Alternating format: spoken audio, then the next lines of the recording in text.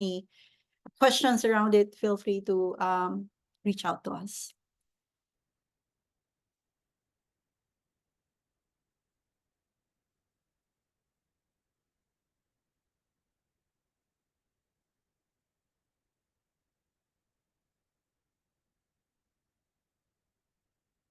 I think we're good. Shall we start?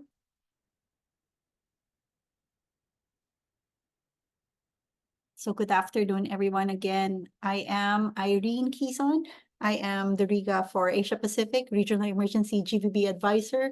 And we welcome you together with all our members, chairs, co-chairs, and all our members from the Asia Pacific GBV-IE Working Group. We welcome you to this GBV Risk Mitigation webinar series. So this is our webinar 1 on safety audits, GBV and GBV risk analysis. Sorry, haven't had my lunch. So this webinar is co-hosted with our colleagues from UNICEF, IOM, and UNFPA. So as I mentioned a while ago, this webinar is recorded. So if you have any concerns around it, do let us know. So I'll read through the, as per usual, I'll read through the outline first. So we'll start with revisiting the concept on GBV risk mitigation, just to ensure we're on the same page. I know we've touched on this from last year. So this webinar series is a follow-through webinar series from last year. So we're revisiting the core concept just to make sure we're on the same page as mentioned. So then we'll move towards safety audits, discussing the basics, and we'll have a country example from Fiji for safety audits, and then we'll move to GBV risk analysis, again, tackling or discussing the basics, and then we'll have an example from Pakistan. We'll have enough time for Q&A, but feel free to write your question in the chat box, and then hopefully we'll have a very enriching discussion, not only on your questions, but also your experiences in terms of GBV safety audit and risk analysis. And then we'll wrap up. I'll ask you to provide some time for feedback as well. And then I think my next slide will be an introduction of Our next slide will be an introduction of who we are.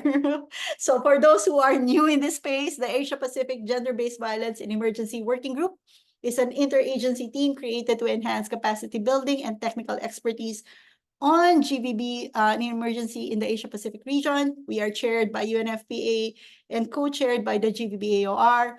Members include regional level actors, advisors, and technical specialists focused on GBV risk mitigation, response, and emergency, including preparedness and recovery. We facilitate quarterly meeting, multi-webinars such as this one, and thank you again for coming and joining us, Anita and Ajas and myself. We also provide technical support. We support advocacy briefs as well, develop advocacy brief as well, and then create platforms for experience sharing. So if you have further questions or would want more information about us, or would want to suggest any webinar or topics that you feel strongly about, please feel free to contact us. Myself, you have my email on the screen, but also Sujata. And then our next slide, I think, okay. So without further ado, I will move you over to my partner in crime for today. Thank you so much, Anita. Over to you. Great. Thank you so much, Irene. And hello, colleagues. My name is Sunita. I am with the UNICEF Regional Office for East Asia Pacific, based in Bangkok. So a real pleasure to be with you today and to take you through these concepts around GBV risk mitigation, as well as safety audits and GBV risk analysis as part of the first of our series on risk mitigation this year. So just an overview on GBV risk mitigation. And as Irene mentioned, we did have a webinar on this in more detail last year, and we can certainly make the recording available for that for anyone who's interested in going in more in depth. So the basics, what is GBV risk mitigation? When we speak about mitigating risks, we're talking about a variety of activities that aim to identify risks and then take action to reduce those. So we're really trying to, within that concept, avoid causing increased risks of GBV associated with our programming. So when we're doing programming in health or in education, shelter programming, whatever that is, we want to make sure that our programs are not causing additional risks. So that's the first piece. We want to then make sure that we're facilitating and monitoring access that's safe to the use of these services. So again, it's not just that we want to ensure that there is some access, but really that it's safe access. So again, thinking about what are those risks that might exist as it relates to our programming, and how can we ensure that we are addressing those so that there's safety in being able to access those.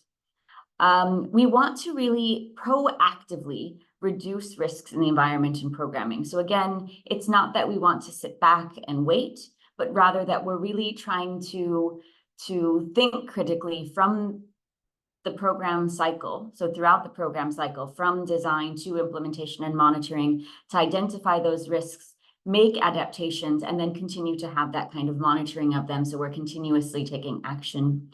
And then lastly, as part of GBV risk mitigation, we want to make sure that all of the programming that we are implementing is a front line for being able to provide safe, ethical referrals for GBV survivors. So anybody who's in the front line of any program, be it a hygiene promoter or a health volunteer, we want to make sure that all of those staff, those volunteers who are part of that frontline response are able to handle disclosure if somebody tells them, because they're the trusted face in the community, and to be able to provide a safe referral. And overall, we know that GBV risk mitigation contributes to better outcomes in our programs and our sector. So it's not just about reducing risks of violence as a means and as an end to its own, which it is, of course, but we actually also see that there are better outcomes in our programming. And we'll speak a little bit about the monitoring and some of these kinds of issues, I think, in our third webinar later this year. Next slide, please, HS. Thank you. So just to highlight, I think we want to be really clear that when we're talking about GBV risks, we aren't talking about incidents or forms of violence. Rather, we're looking at the factors that might increase the likelihood of GBV occurring. So it could be the routes that we have to take going from where somebody lives to accessing a service. It could be around lighting. It could be around locks. It could be around who the staff are. But looking at these different issues that may increase the risk of GBV. And so we want to try to reduce those, recognizing we may not be able to address all of them, but finding creative ways to address what we can. Next slide, please. Great. So what does GBV risk mitigation and integration mean for our work? Concretely, it means that we are talking about safety, accessibility, and quality. And this is an area that we'll delve deeper in the second webinar. So looking at some of the tools we have around some of these issues. We know that we want to improve quality of programming by including the voices of the affected population, particularly women and girls, that we're capitalizing on entry points and the comparative advantage for each programmatic sector. And as I mentioned, we're contributing to all sectors' outcomes and the measures of success. So if we're making it safer to access a nutrition program, for example, we know that women will feel more comfortable being able to go to those programs, or children will be able to go to those programs, and so we'll have better outcomes from that nutrition program. Great. So some of the components of GBV risk mitigation that we will talk a little bit about today as a start, but also throughout the rest of these webinars that we'll have. One is around community safety audits and planning. So we're identifying with stakeholders in a community what are some of the safety risks and threats, and then doing a plan to identify ways in which to address those. And a second element is participation. So we want to ensure that in our programming, both for increasing accountability, but also having that process of identifying risks and finding solutions. We want to see the participation of women, girls, and other at-risk groups. We also know that GBV risk mitigation can contribute to promoting help seeking in response to GBV. So as I mentioned, having those frontline staff who are trained, who are able to disseminate messages on GBV and on PSEA, as well as support a survivor's disclosure to access services, is a really positive way of promoting help seeking as well, which contributes to both our sector outcomes, but also ensuring access to services. Taking action on PSEA also contributes to GBV risk mitigation because we know that there is this accountability we have as humanitarian development workers, whoever we are, however we call ourselves, we have that accountability. And by ensuring that frontline workers are issued with codes of conduct, that there are mechanisms for reporting, we're also being accountable in addressing those risks. And lastly, we want to make sure that we're building capacity on GBV initial response and available services. There's a link in this slide to an e-learning course that I think is quite fantastic, and I know others do as well. We'll be sure that when we share the PowerPoint, you'll have that link, and that's just another opportunity to continue to strengthen knowledge around how to provide that first support to survivors. So lastly, on GBV risk mitigation as an overview, just a reminder, what we're talking about is good, safe programming. So we're looking at the way in which we're delivering services, implementing programming, and so on. And we're focusing on not causing or increasing the likelihood of GBV, proactively facilitating and monitoring access to services, and that we have programming that's responsive to GBV risks in the environment. So that's GBV risk mitigation in a very fast overview. But as I mentioned, we did have a previous webinar, so we can certainly share that in with the group if there's more interest in delving in deeper. But for today, we're going to move into two particular areas and tools and approaches that we have around GBV risk mitigation. So first up, safety audits. And Ajas, I will ask you, if you don't mind, to please play the video to get us started on this topic.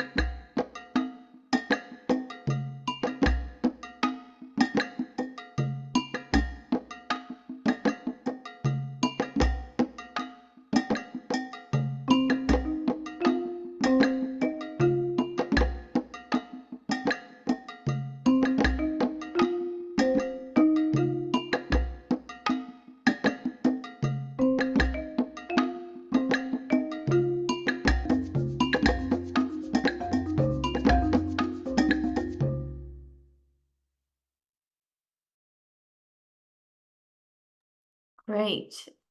Thank you so much. I really enjoy that video every time I see it. I think it's just such a powerful way to look at what we're talking about when we talk about safety audits.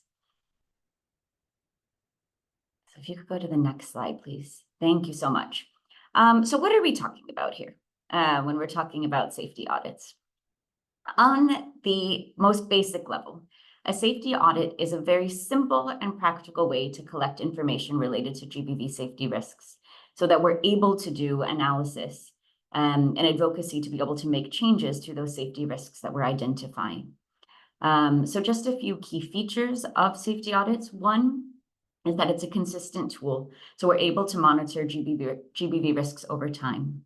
Second, it's very practical and it's very flexible. So the way in which you can apply it will really be dependent on what your context is, and it works in camps just as easily as it does in specific centers or urban locations, but really a tool that can be applied to a particular context and adapted very easily.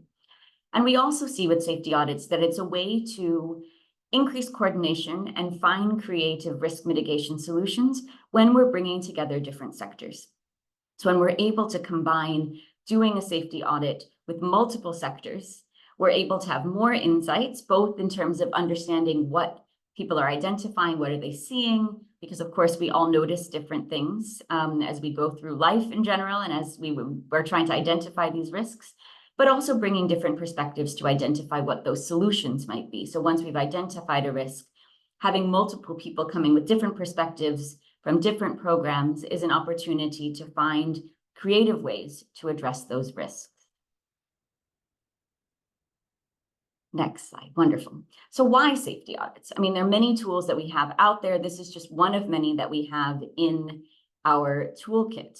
But part of the reason why we think that safety audits are such a powerful tool is, for one, they promote gender equity by increasing women and girls' safe and equal access to resources, services, and facilities. So by identifying those risks, as you saw in the video, seeing that there are no doors on a latrine, or that there's a long distance to get water, we're able to think about some of those issues and figure out how can we find solutions that might ensure that women and girls have safer access. Second, it's an opportunity to increase community participation. So we're not just taking into account my perspective as Sunita with UNICEF, but rather that we're getting the perspectives of community members, understanding the different perspectives and needs of women, girls, boys, and men. And that we're really trying to understand what does it mean for these risks that we're identifying for different people, and how do we then identify what the solutions are. Safety audits are also a great opportunity to build capacity with communities of identifying and implementing solutions to safety risks themselves. So these don't need to be things that are done by us for the community, but rather they're an opportunity to engage with women, with girls, with other at-risk groups, to find both what are those risks that they identify, what are the issues they see, the challenges, the barriers, the obstacles, but also then to help identify what are the possible solutions, because perhaps the solution that's best suited for a particular community is going to be something that they identify and not something that perhaps I can. Safety audits also help us improve safety across all sectors of humanitarian response. So this isn't a tool that's only for GBV service providers to use, but a tool that can be integrated across all of our programs, across all of our operations, and that we want to make sure that we're seeing the use of this tool in a flexible way across the humanitarian response. Safety audits can be incorporated into program visits that you might do if you happen to be doing an assessment of a location. If you're just following up in doing during your regular day, you're thinking about some of these issues as you're walking around in your location, identifying what some of those are. And lastly, safety audits really do help us improve safety across all of our sectors' response, contributing to our ability to do no harm. Next slide, please. Great. So how do we do safety audits? As you will have seen in the video, one way of doing it is through observation. And so this is a mandatory component of safety audits, moving around in a camp or an evacuation center, a community, a facility, a health center or school, whatever that is, and I visually identifying potential safety risks. It's as easy as moving about and thinking about what do you see around you. And I'd encourage you actually after this webinar, as you're in your office or you're going home, think about identifying some of these as you go. And it's really just about that observation.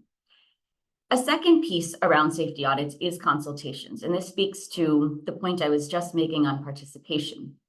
This is a recommended additional layer of doing safety audits, that you have focus group discussions or key informant interviews around access challenges, safety concerns. And so we're really understanding from women and girls in communities, what are those safety risks? So it's not just about my perception as I'm going around and doing this visual identification, but also having that information coming directly from communities. Following that, of course, we want to look at information sharing and advocacy. So it's not just about identifying the risks, but we're then able to communicate the findings and recommendations to relevant actors so that we're able to see improvements, that we're able to see mitigation measures taking place. These are the ways in which we want to then say, perhaps it's through a interagency coordination system, we're able to report that back to a cluster. Maybe it's going to a specific organization or agency who happens to be running a program or running a shelter, a center, whatever that is, and giving them that feedback and also being able to provide some of those concrete recommendations. It'll look differently based on the context in which you're doing the safety audit. But the important thing is that we are sharing that information and taking action on it. And as I mentioned, doing joint safety audits can really be an effective way of addressing risks. So some key considerations, some things that you want to keep in mind as you're planning for and conducting your safety audits. First, of course, you want to adapt your tools and methodology to your local context. Doing a safety audit in a refugee camp or an IDP camp is going to be a different process than doing a safety audit in a village or in a town. It's going to be different if you're looking at a school and thinking about what are the different factors. So you want to make sure that you are adapting those tools and the methodology so that it fits the context in which you are operating. Second, you'll see here we're saying collaborate with GBV specialists, not ask GBV specialists to do the safety audit for you.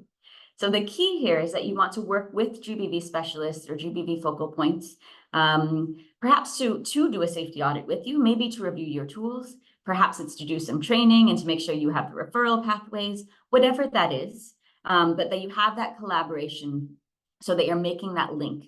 I think all of us who on this webinar who are GBV specialists are very happy to collaborate with our colleagues from other sectors and other programs on these issues to find ways to embed them into the programming you're doing, but also make sure that everyone feels comfortable and that we're doing safety audits in a safe way.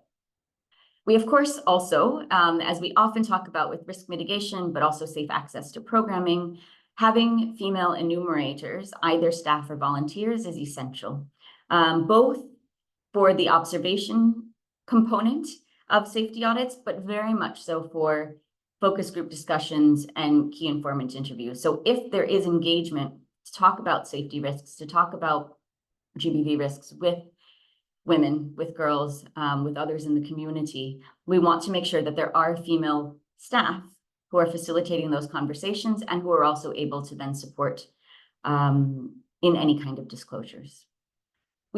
Related to that, we want to make sure that for consultations, but truly also for observation, that enumerators are trained on GBV basics and referrals. So as you're going about in the community, as you're engaging in these conversations on safety risks, we want to make sure that if somebody does disclose the need for support or indicates that somebody else in their community might need support, we're able to provide information on where there may be support services available or a focal point with whom they can talk to. Safety audits are, in an essence, a snapshot. So it's not an ongoing, rolling sort of monitoring. It will be a moment in time when you do this safety audit to capture what those risks are in a given moment on a given day. There are some things, of course, that may be longer lasting. Maybe there are no lights on a street. That's going to be the same whether it's today or tomorrow, potentially. but other things might be a risk that you identify in that moment because of something that's happening at that time. So continuing to do safety audits over time will give you a better understanding of what might be happening, in addition to pairing that with those consultations. And then you also want to think about what are the options for sharing findings and plans with individuals consulted. So it's not just about us sharing the information with those who may be running programs who are able to shape what those look like, but also that we want to make sure that we're sharing information back with communities themselves, and that we're engaging with women and girls to share back what potential risk mitigation strategies are being used, that are being leveraged, and to understand whether those actually have the positive impact we think they should in addressing those risks. Next slide, please. Great. So as I mentioned, safety audits are this snapshot, but of course we can do follow-ups. So it's not that you do one and then we're done.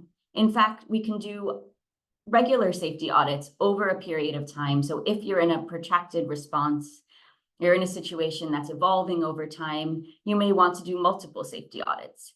In some contexts, they regularize them where they're doing them quarterly. And so you're able to track things over time. And it might be that it makes more sense in a program cycle, depending on what your initiatives are and so on. But you can do and should do regular safety audits, not just to identify new risks, but also to see whether the mitigation strategies that we're putting in place actually have an impact on those risks that we're identifying.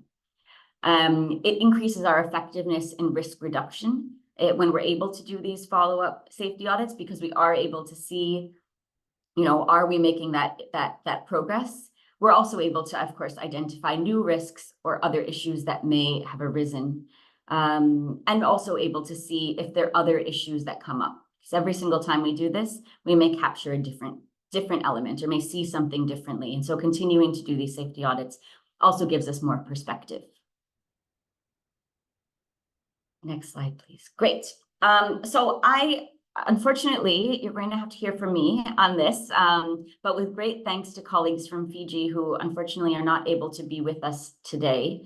They shared a great example of implementation of safety audits that they've done that I'm really pleased to share on behalf of them. So they specifically wanted to bring together the concepts of doing a safety audit, obviously on risks related to violence, but also understanding accessibility as it relates to disability. And I think I saw in the chat, somebody also flagged this as a potential area of overlap. So really pleased that we have this example to share. And so the colleagues in Fiji adapted a safety audit tool with a Fiji disability organization, adding, in addition to the regular questions around access, around safety, some of the lighting and locks issues, safe access to facilities and so on. And you'll see specifically this was around wash and menstrual hygiene management in schools and communities. They also added additional accessibility indicators related to disability. So it's a great opportunity and a great example of how they really brought together these issues that perhaps we don't think about as GBV risks, but in fact are really important in terms of just ensuring safe access. So UNICEF provided training to the enumerators on how to conduct safety audits, how to do consultations, and they used Kobo toolbox for this. So they really wanted to have a streamlined way of collecting information. They also did consultations with boys and girls, stakeholders in community halls, public spaces, and schools. So not just the observational piece around the safety audits, but also this consultation, so that they were able to have both what they were seeing and what they were understanding from the enumerators, and also having that perspective from boys and girls in this case. So they conducted assessments and audits in 5 schools, 3 community halls, and evacuation centers. So again, here you're seeing the diversity in the way you can apply this to different kinds of facilities. Obviously, looking at an evacuation center is potentially going to be different than a school in terms of how it's structured, in terms of perhaps the level of chaos that you might have or that you might want to expect in a school that could be properly functioning versus an evacuation center, which of course is used in a crisis. And so understanding how those might come together. And the outcome of this was they developed action plans for the schools. They identified areas to retrofit and renovate schools and community halls, both to address the risk they identified, but also some of the accessibility issues that were also identified and that were integrated into this process. So I think it's a really nice example of how they both use this observation as well as the consultations and brought together a few different issues that contribute, because of course we also know that people with disabilities have increased risks of violence as well, and really bringing together those pieces to try to improve access to wash and menstrual hygiene management in schools, community centers, and these evacuation centers. So big thanks to the colleagues from Fiji on this work. And if anybody is interested in hearing more, please put a note in the chat and we can certainly link you to them to provide more information. Great. Okay, so that was safety audits in a nutshell. A really brief run through. We are now going to move into another tool that we have in our toolbox of GBV risk mitigation, which is GBV risk analysis. So just to start, what is data analysis? We're talking here about the continuous process of making sense of data. Maybe that sounds a little bit silly, but I think what we're trying to say here is that we have figures that we're often given. We have numbers perhaps of people who are accessing a service or the targets that we have or a context that we're in, and that we need to make sense of that. The numbers on their own aren't going to tell us the story. They're not going to alone tell us what is this context we're in. So we need to really think about how we're making sense of this. Next, we want to then use that process of making sense to identify patterns or trends, relationships. What are some of the things that we might be able to tell by understanding what some of this data is? Perhaps we're seeing numbers around a certain kind of program. What might it tell us in relation to something else, in relation to a different program, or in relation to these risks that we have? And then we want to explain these meanings in relation to the context. So it's not just about us understanding, but that we're able to then communicate what is it that we think we understand from making sense of that data and doing that identification of patterns, trends, and relationships. So we want to then make sure that we're explaining that out and we're using it to then tell a different story. Next slide, please. So why is GBV risk analysis specifically so important? For one, we want to do no harm, of course. All of us in humanitarian and development programming want to make sure that our programs are not causing risks, are not causing harm, and that's a really fundamental piece. GBV risk analysis helps us understand what are some of those risks, as we were talking about with safety audits and so on, and to try to reduce those. We're also able to strengthen our situation analyses, our program strategy notes, gender programmatic reviews, any kind of analysis of our programming. So if you're doing an analysis around access to sanitation facilities, understanding those GBV risks and including that in your analysis will help us understand what our programming should look like, maybe where we need to focus, how we need to modify, and so on. So including that GBV risk analysis across sectors will really give us an opportunity to make our programming safer, more effective, certainly, but I think it also means that we'll have a better understanding of how our services are actually reaching the people that we intend to serve. Doing risk analysis also helps us identify and choose appropriate risk mitigation actions. By understanding the risks and doing that, as we were saying, trying to understand the relationships and the patterns, how do things link? Maybe we're able to understand differently what a risk mitigation action might be. Perhaps we've identified that there's a risk on a particular path at certain times that we see that children are going to and from school. What are those kinds of actions we might then want to take, which are different than perhaps if we've identified a risk on that same path that's happening at nighttime, right? So based on those things, we'll have to make different actions to be able to take the necessary and appropriate interventions. And lastly, it informs monitoring plans. So what are some of the unintended consequences that we need to consider? By doing this risk analysis, we're able to understand what are some of the other issues we need to take into account, how are we regularly monitoring those, and how are we using that to influence our programming.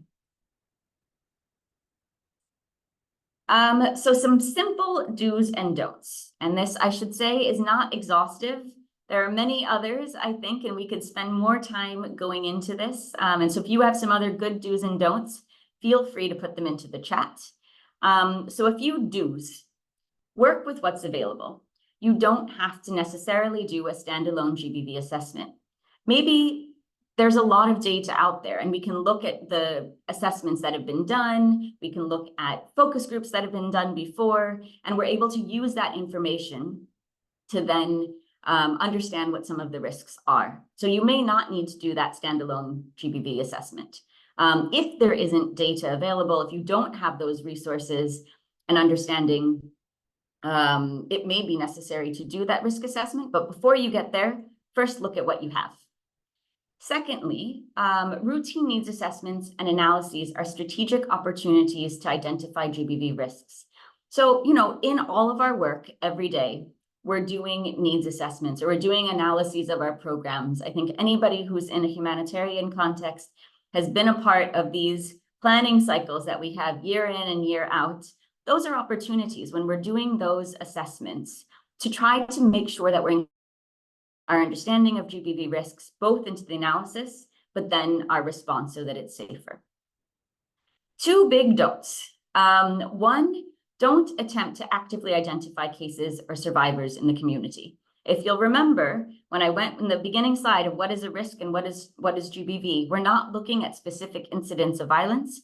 We're trying to understand what are those factors in a community or in a program that might make something less safe or less accessible, less available, and to identify those particular factors, those particular issues to address. So we're not trying to, and actively do not want to identify individual cases or survivors. If people do disclose in the course of doing an analysis, in the course of being in a community, as mentioned, the important thing is that all frontline staff are equipped to handle that disclosure and make a safe referral. And lastly, we don't want to rely too heavily on numbers of reported cases. We know that there is reporting of gender-based violence, including and particularly in emergencies, but in general. We know this globally, so it's not a particular country, a particular context. We know across the world, in every single country, GBV is underreported. And so using qualitative data is really useful as a way to understand what a situation might be. And what the context might be, what are some of those risks and so on, rather than focusing too much on numbers. So how do we prepare to do a risk analysis? A few steps. First, we want to connect with the GBV coordination mechanism. So your GBV colleagues probably have some tools, some analyses, some briefing notes, advocacy papers that they've been trying to get people to pay attention to for a long time that you can ask them for. And that will be a first line of information for you. They'll also probably have a good idea of other information that might be out there. So they're almost like a resource page for you to be able to go to and get some of that information. So connect with the GBV coordination mechanism or your GBV focal points and specialists. We want to review available information on barriers women and girls might face accessing services, gaps in meeting basic needs. So maybe there are challenges with access to water, with menstrual hygiene management, food insecurity, access to school, a variety of things. We want to look at what are some of the harmful coping mechanisms that have been understood to be taking place in a particular community or in a particular context, to understand if there's structural discrimination. So are there laws or policies that might be affecting safe access to a service. Perhaps in order to access school, children need birth registration, and that's something that's a challenge if they're displaced and they don't have those documents. So that's something we also want to understand if we're trying to do this kind of analysis. And then many others. I think there's a long list. Again, I encourage you, if you have other ideas on the kinds of information we can be triangulating, feel free to put it into the chat. We want this to be interactive and to hear from you on the ways in which you're also doing this. And then, as I mentioned, if there is not sufficient available data, information, secondary analyses that have been done, you may need to go and collect additional primary data. And here you want to consult with GBV specialists to make sure we're designing something that's safe, that's ethical, and that we're not doing harm in the process of collecting that information so that we can do that analysis.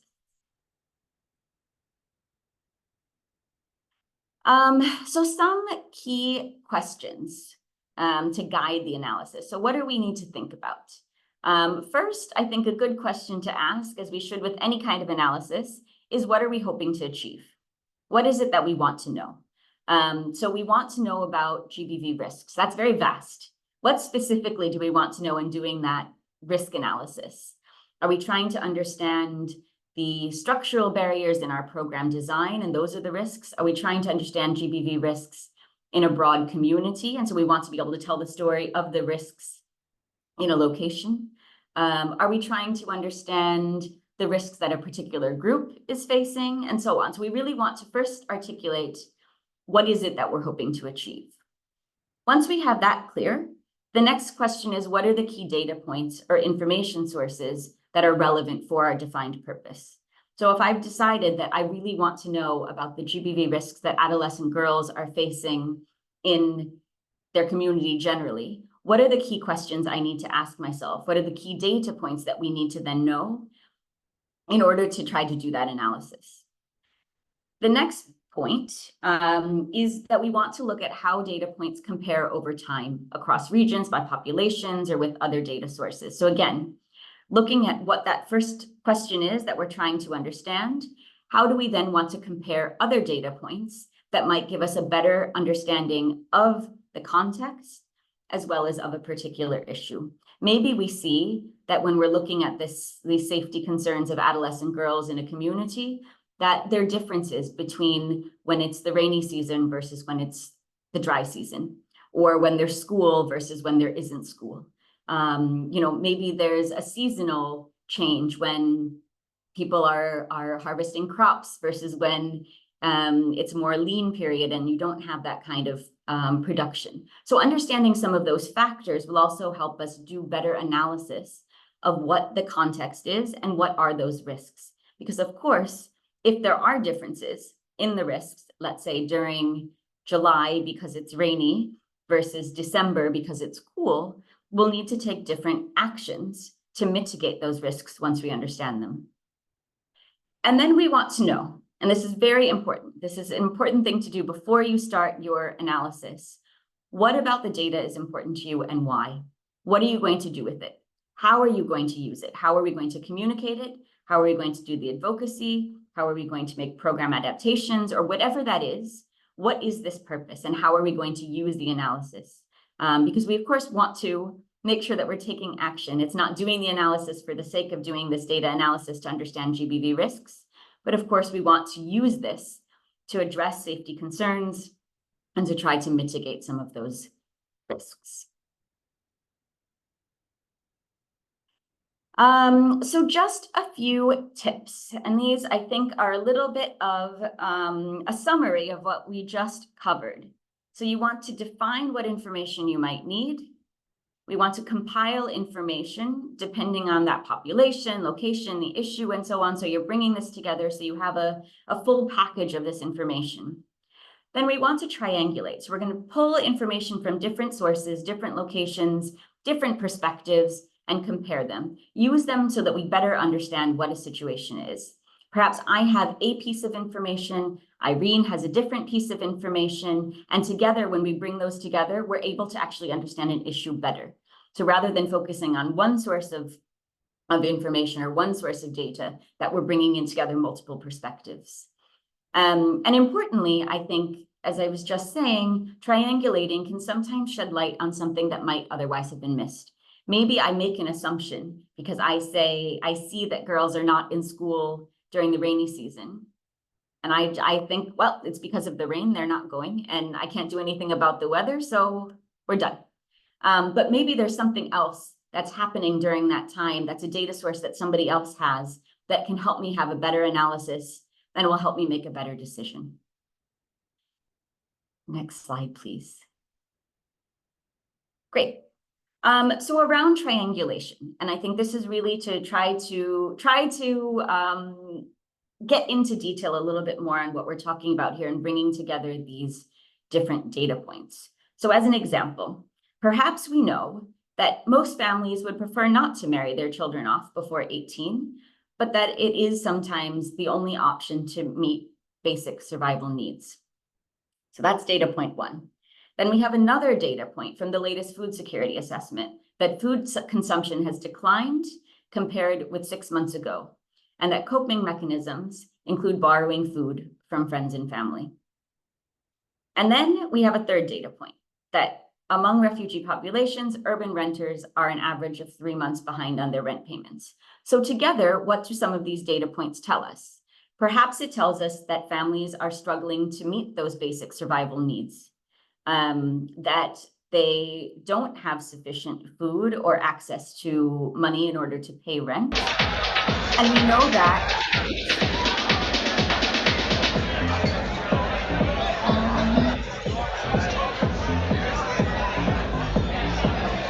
and that we know that, oops, next one, back to the previous one, please. You want more 5 steps? No, I just need one. If you don't mind, Jess, can you go back one slide? I've been there too long. To the triangulation slide. Wonderful. Art. And so what does this tell us? It tells us that potentially there might be greater risks of children and girls in particular being married under 18 because families are struggling to meet their basic needs. They don't have enough food, maybe don't have enough money. And so perhaps families are going to make decisions I'm just really to find coping strategies that are negative for the outcome for children being married. So together we're able to say, okay, maybe this is where we are.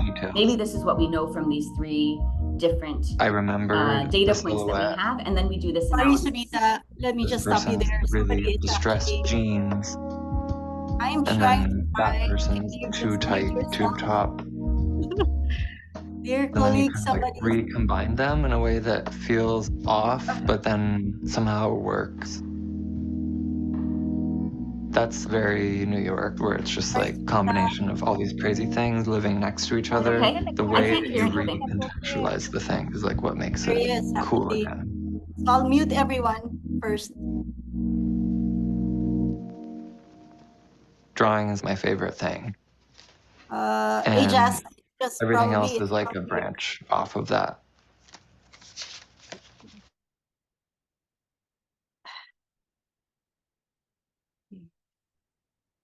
Try again.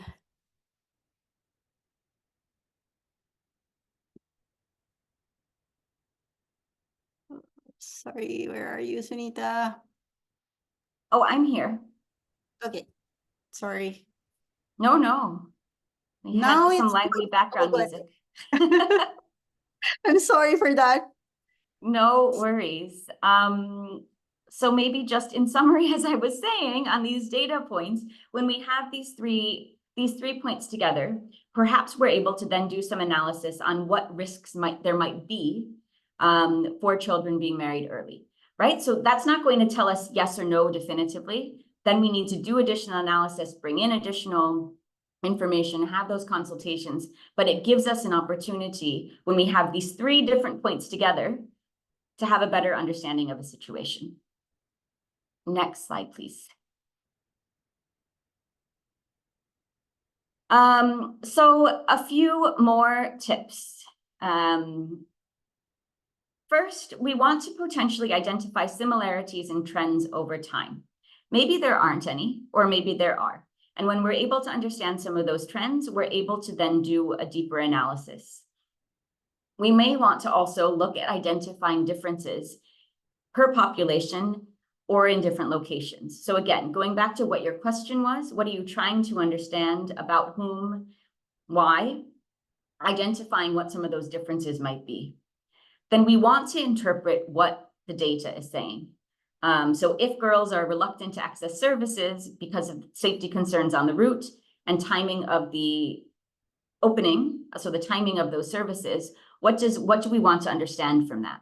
What does it tell us about what we need to do? What are the risks we can potentially try to address? We can't potentially address the route because we can't stop all street harassment in a particular location, but maybe we can change the timing of our services, or we're able to identify some solutions of having a monitor on the street to walk with girls if they're going to and from school, or whatever that is.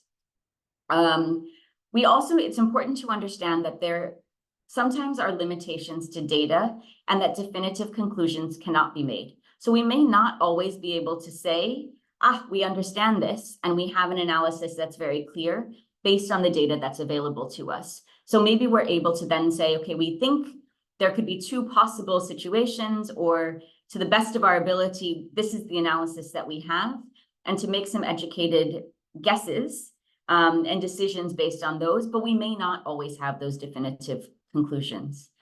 And that we want to make sure that we're recommending actions and interventions.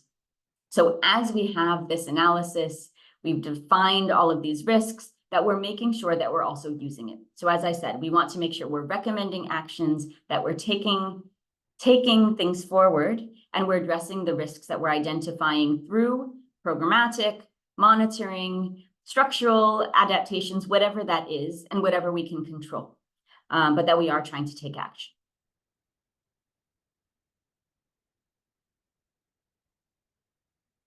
And there are many ways in which we can use these risk analyses. So it could be that this is the basis to then leverage analysis in another report, or another some other kind of work stream around data analysis. So it could contribute to a better understanding of a context. I think an example of this that certainly I think many of us who have worked in humanitarian context will know is that when we're doing and we're looking at situation analyses of a given context, very often we don't see GBV risks incorporated into those. So you'll see, this very detailed explanation of what's happening, the number of people who are displaced, the kinds of services that are available, access limitations broadly, or broad themes, and we don't see this GBV risk analysis incorporated. So in doing this and having this reflection, we have opportunities to then influence some of these other documents that might be out there that are really critical very often to resource mobilization, making decision on prioritization, trying to do advocacy with governments on access and on the priority of services, the needs of women and girls, and so on. So there are many ways in which we can use this outside of in our individual programs to also influence the broader humanitarian or development coordination space that we're functioning in. But of course, we also want to make sure we're integrating into regular program activities. That's an easy win for all of us to take this kind of analysis and try to make sure that we are integrating. So we're taking those risks that we identify, understanding the ways in which, as best we can, there are different factors in play, and then using those to make better decisions in our program interventions. And lastly, we want to be able to share. So if I've done an analysis myself, I'm able to share that through GBV coordination mechanisms or the broader humanitarian or development coordination mechanisms. So that's available for everybody. And maybe that saves somebody else the time of having to do it themselves. Or perhaps there's somebody else who's done a similar analysis or a different analysis, and together we're able to bring them together to have a better understanding. So with that, I am going to stop talking and hand over to colleagues from Pakistan to share a little bit about an interagency GBV risk analysis that they have undertaken. So Ashreen, I think over to you. Thank you, Sunita. Can you all hear me? Yeah, great. Yes, Thank very you. well. Thank you, Sunita, and thank you, Irene, for reaching out to us to present on the risk analysis that we did in Pakistan. Next slide, please.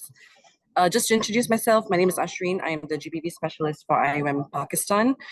We worked on a recent GBV risk analysis very closely with UNFPA and UNHCR.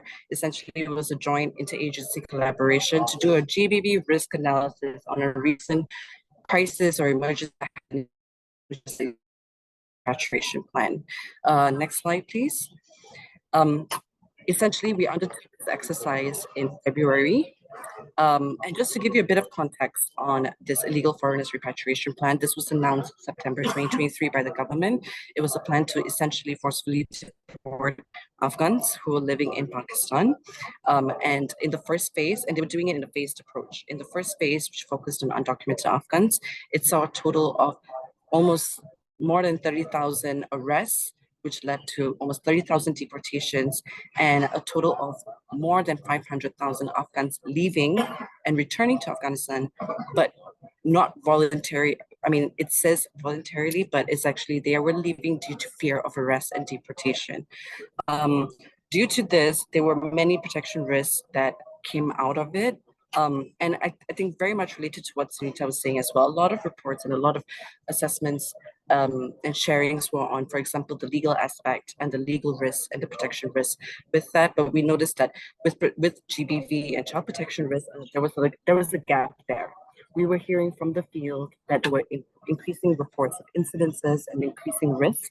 And so collaboratively between UNHCR, IOM, and UNFPA, we sat down. We already have a very good coordination mechanism here in Pakistan between the three agencies. And we essentially had a meeting and said we need to be able to do a risk analysis throughout all the different locations within Pakistan are deemed as hotspots. So essentially locations where there were holding sites, or holding centers where they were keeping Afghans, and locations where there were high rates of arrest, detention, and harassment by law enforcement agencies. So with this, we undertook this exercise when phase one of the IFRP concluded, which was in January. So in February, we essentially sat down, we developed the tool. Well, actually, before I go into the tool itself, essentially the objective of the risk analysis, we wanted to understand what was the impact of the IFRP on Afghans, but specifically Afghan women and girls. We wanted to assess or take note of the changes in safety and access to life-saving services such as medical care, MHPSS care, and others as well. And also look at the GBV risk and service gaps, because this was things we were hearing from the ground. Part of that was we used the focus group discussion methodology because we wanted to hear from women and girls. We wanted to hear from the community. We did key informant interviews with government agencies because we wanted to find out what were the gaps in services and why Afghans could not access their services, especially during the IFRP. We managed to reach over 800 Afghans, majority of which were women and girls, 66%, and 34% were men and boys that we engaged with. Next slide, please.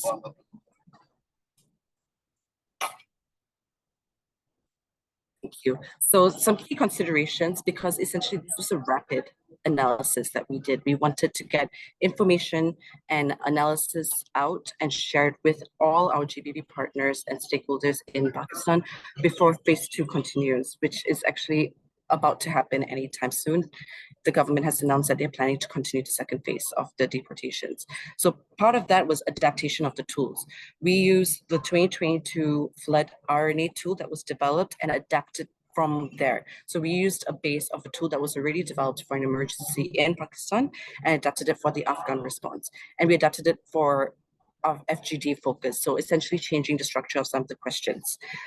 In Pakistan, we worked through implementing partners. So for this RNA, for this needs assessment, essentially, or risk analysis, we worked specifically through GBV implementing partners. Why? Because they were all, or they have all been thoroughly trained on GBV core concepts and GBV case management. They know where GBV services are. So if in case during an FGD, a disclosure were to come forward, they would know how to refer a survivor and ensure the survivor receives the services that they need. And that was something very important for us. We wanted to ensure, especially with the risk of IFRP, that there was no further risk that will be brought through this data or risk analysis itself.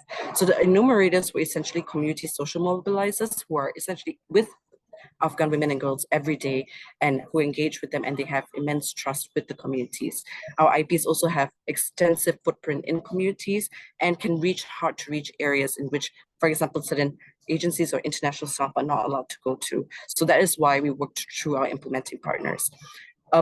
Really important key consideration was ethical considerations. So we did an in-depth capacity building with all our IPs. We spent one whole day training them on GBV core concepts again, PSEA core concepts, how to safely respond to disclosure, referral mechanisms. We developed an IEC material with all our hotline numbers between IOM, UNHCR, and UNFPA, and even government hotline numbers to make sure that the enumerators had them with them in case of, so that they could provide with the community as well.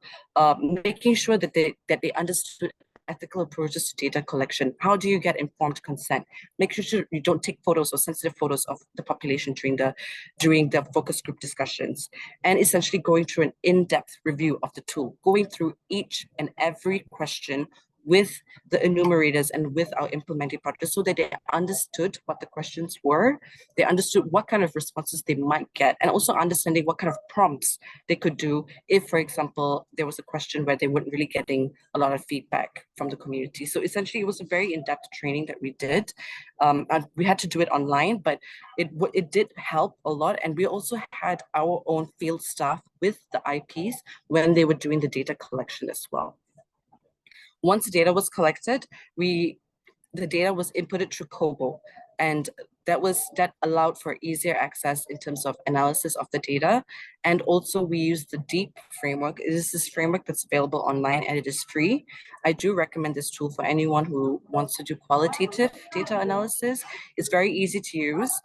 Because, for example, for me, I'm not a data person. I'm not an IM specific person, but the DEEP framework is something that is easy to use, and it was something that I could do and easily analyze the data as well. So we used this framework as well. It allowed for easier data analysis and faster data analysis as well. And another aspect, which is very, very important, was the close coordination between our agencies. Essentially, Marjabin, who's here, and Chow from UNHCR, we were talking every day. We created a WhatsApp group. We were coordinating every day on the RNA. We were coordinating. So we call it RNA here as a short form, but yeah, it was the risk analysis. But we were coordinating every day to ensure that we would, to update on the status of the collection, to update on the tools itself. We even consulted with our regional specialists like Irene and Brenda to ensure that the tools itself were, any feedback from them before we deployed this as well. Honestly, the close coordination was a very, very important aspect. Yeah. Next slide, please.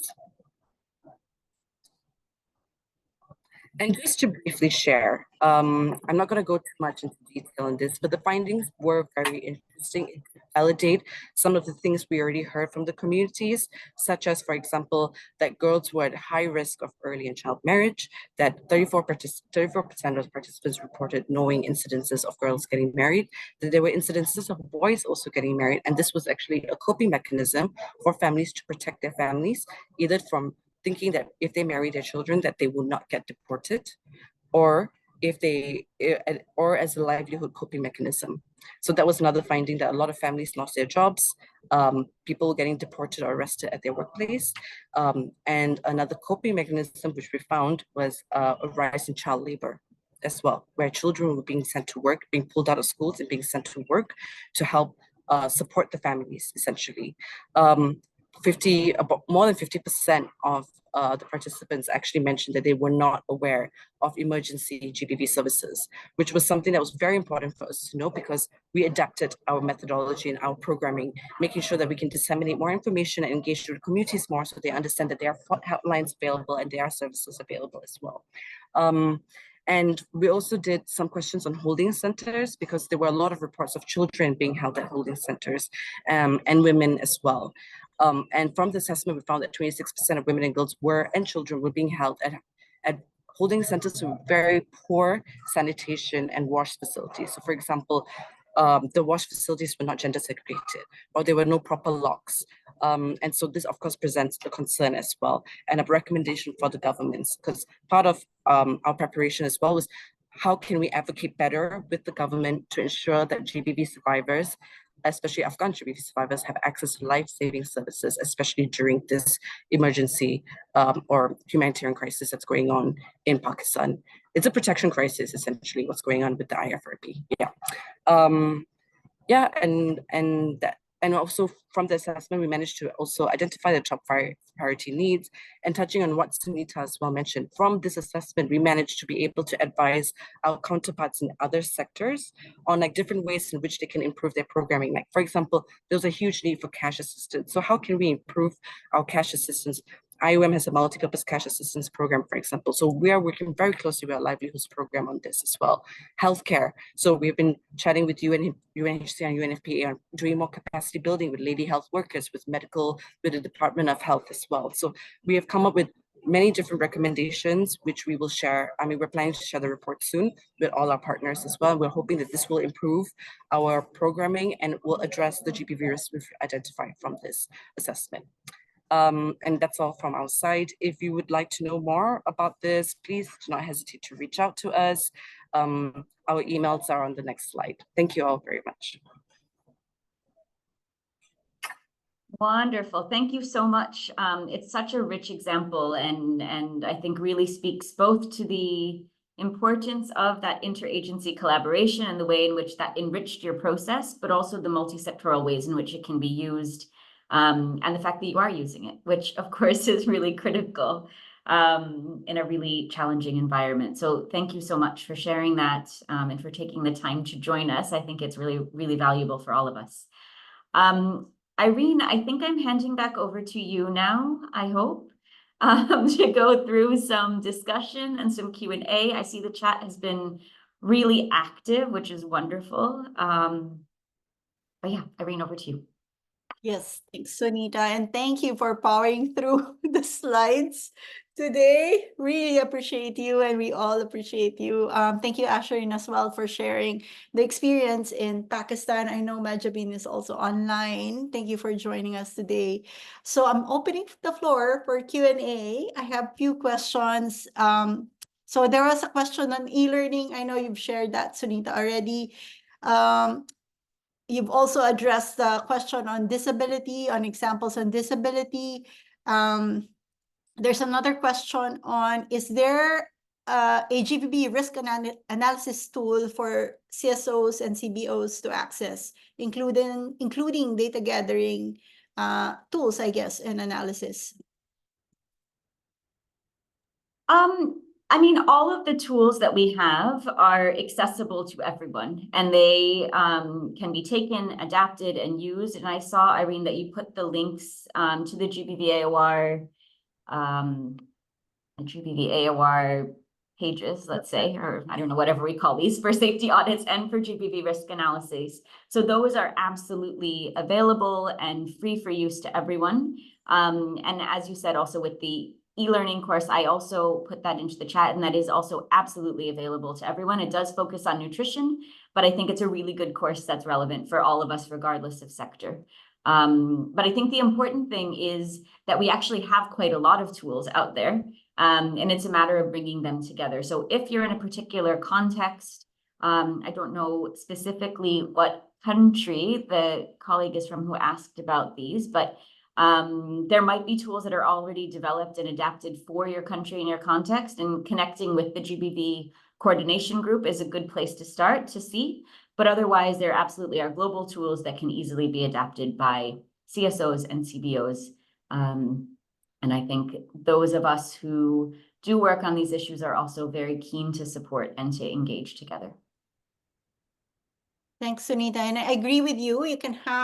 You have access to the tools. I provided the link, but these tools are mainly guides for you to adopt, no? As you can see in some of the examples provided for today's webinar discussion. There's another question on, is there an example where GBV risk analysis and safety audit were undertaken to address online child sexual exploitation and abuse or digital harm? I guess that's directed at you, Sunita. It's an enormous question. I think that there perhaps are increasing numbers of risk analysis around online child sexual exploitation and abuse.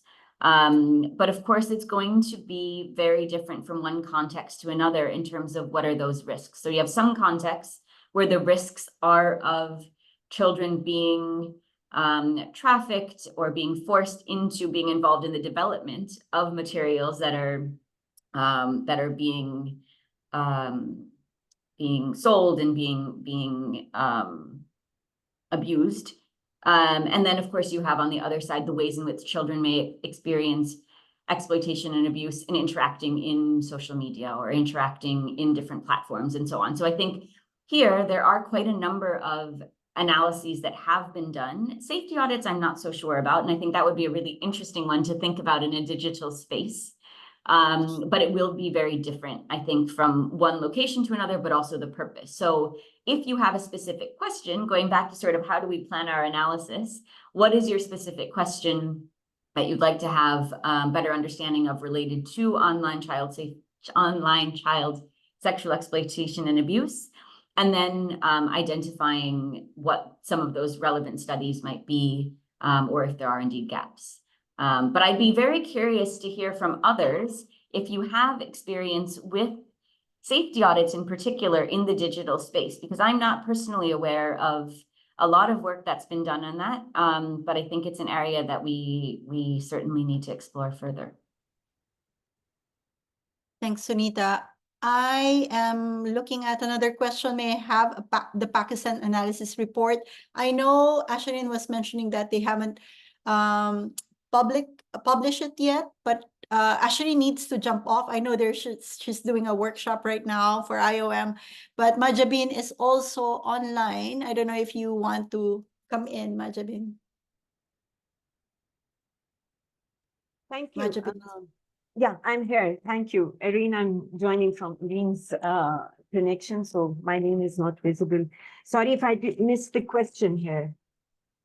There was just a question on of sharing the report from Pakistan, the analysis report. Yes, that's we will share. Again, it's in the final stages of actually with the designer. We have completed the narrative, but just to put it in a format that can be shared with the stakeholders. So we are hoping, we were actually targeting to complete it within this week, but if you were able to do, we'll share it with you, Irene, and you can share it further. I just want to add further to what I know there's a time limitation, but there was a second aspect to the same exercise, which was on the institutional assessment, because we wanted to know if we have identified risks. Do the institutions have the capacity to respond? So that will also be part of the narrative report, and we can share that, how we are comparing the existing risks and the available services, and what are the recommendations to build up to mitigate those risks. Thank you. Thanks so much, Majabin. Probably people are confused why she's also Irene Quezon in the screen, but basically, long story short, I had to give the link to her for her to quickly jump in the call. Any questions from colleagues? We have a few more minutes before we wrap up. Thanks again, Majabin. Again, we will share the recording, all the links, all the resources, including contact details of our colleagues who presented for today. Any experiences that you would like to also share? I think this is the platform. We purposely provide enough time for Q&A and discussion, just to also learn from you your experiences in terms of assessment, safety audit, etc. And if I missed any of the question, please feel free to raise your hand or unmute yourself.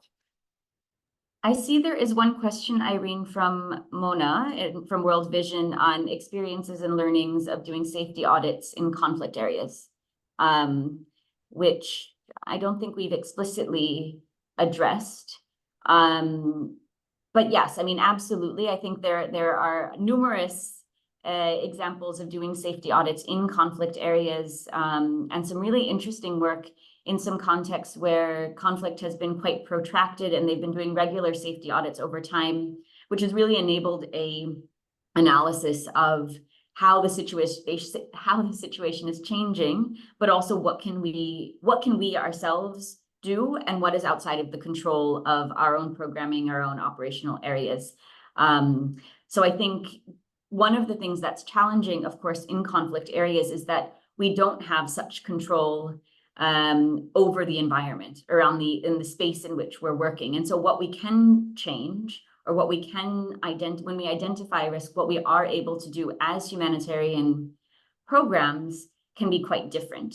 We're not able to, if we identify that there's a checkpoint that's operational on the way to a school, we're not able to remove that checkpoint. That's beyond the control of what we can do as humanitarian programs, as humanitarian organizations and agencies. So then what can we do? What are those solutions that we need to come up with that are creative to try to address that situation? So this is a great example of where, if we're able to bring together multiple perspectives from different sectors, so bringing together those education colleagues with the GBV, child protection, maybe others who are working in civil military coordination, if that's a function that exists, and having some of those conversations around what are the possible risk mitigation actions we can take, that's going to be very different. So just to say, I think it involves perhaps a little more creativity in finding the solutions, because we don't necessarily have that level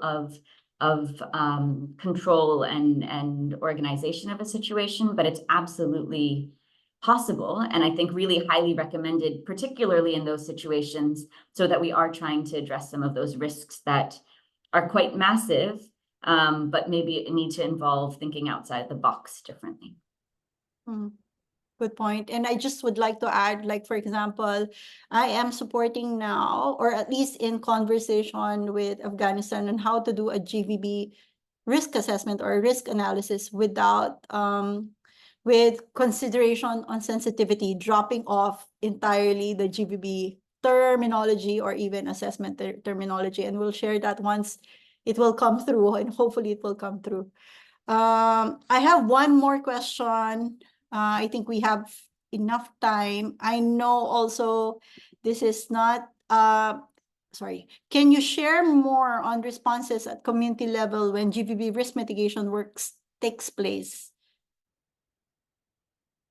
Yeah, I would love to. I think in general, I think they're twofold. So I think one, when we're involving communities, and particularly women and girls, in the risk mitigation process, but communities in general, I think there's a general uptake in wanting to collaborate on finding solutions, that programs feel like they're really owned by communities, which of course is what we want, particularly when we're doing community-based work, and that our risk mitigation interventions are better defined, they're more effective, and so on. And so I think on the flip side of that, when you then have the actual actions taking place, so in South Sudan, as an example, we've really integrated risk mitigation into nutrition programming.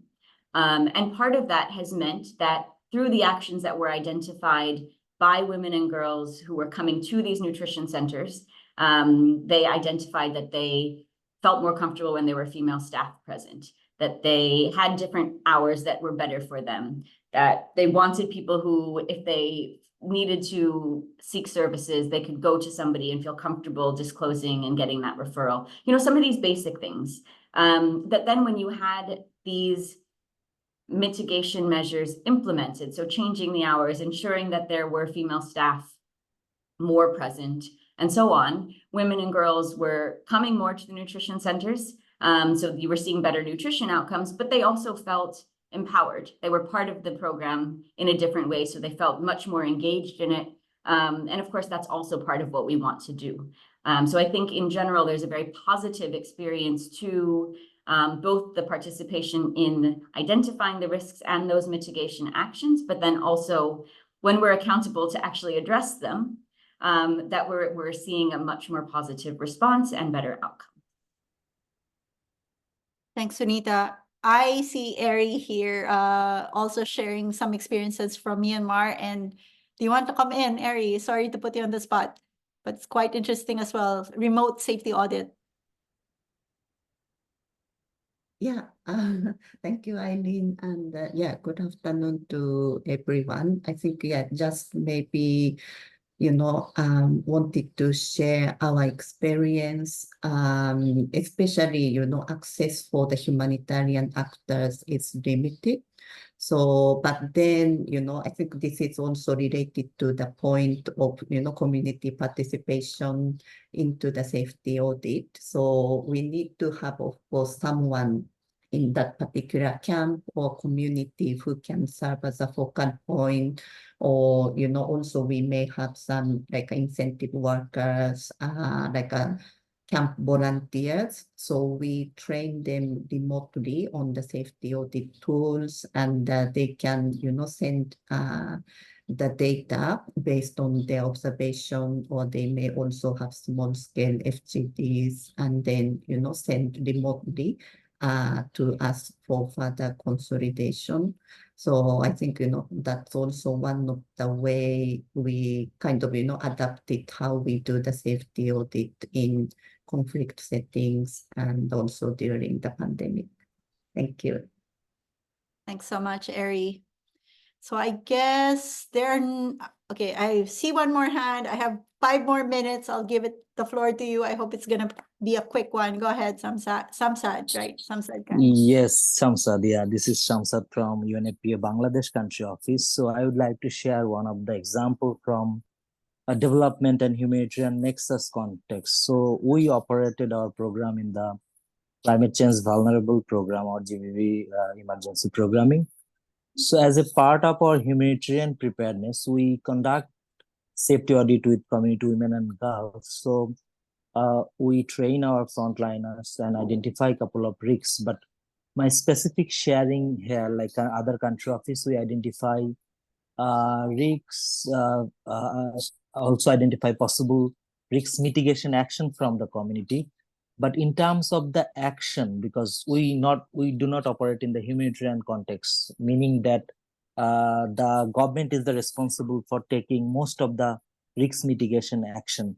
So in Bangladesh country office, we face a couple of challenges in terms of like real action, because we can develop a report, we can listen from women and girls, but ethically think about we need to going back to them like possible action.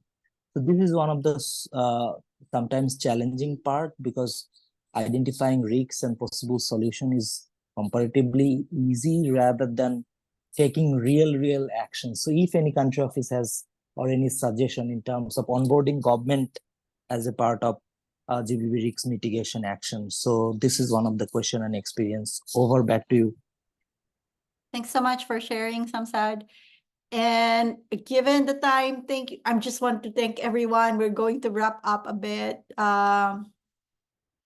So, I mean, thanks everyone again. Thank you to Sunita for powering through our session today. Thanks for all the sharing from Pakistan, Fiji, of course, and of course, our colleagues online who also, shared their thoughts around risk mitigation, risk mitigation, risk analysis, and safety audits. I hope this webinar was able to expand your appreciation of these tools, and even how to use it, how to adopt it, how to increase collaboration, safety programming, etc. As mentioned a while ago, we will share the recording alongside with the resources, the links, as well as contact details of our colleagues who help us with this webinar today. Just a quick note on the poll questions. If you haven't had given a feedback for today, we will really appreciate it. It helps us with improving our webinars for this working group. And then please be on the lookout for our next webinar. It will be on availability, accessibility, and adaptability, acceptability, and quality framework. And it's too long, Sunita. And women and girls, can you move it to the next slide? Can you move it to the next slide, Ajas? Just for me, yes. And this will be our next risk mitigation webinars. And again, we will share that link with you. I'll stop here and allow other colleagues to say their thank you and goodbyes as well, or last words from. Yeah, no, thanks so much, colleagues, for this really interactive session, and look forward to further engaging. And I think I speak for Irene, perhaps, and myself, that if you do have good examples, tools, and so on that you've developed, please share them. I think there are always interest from this group in being able to exchange and so on. So please do share your good examples and allow us both to celebrate the work that you're doing, but also share with others. Thanks. Thank you. Have a good day. Be well, everyone. Thank you so much.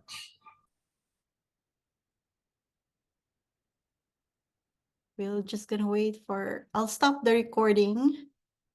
I hope I didn't.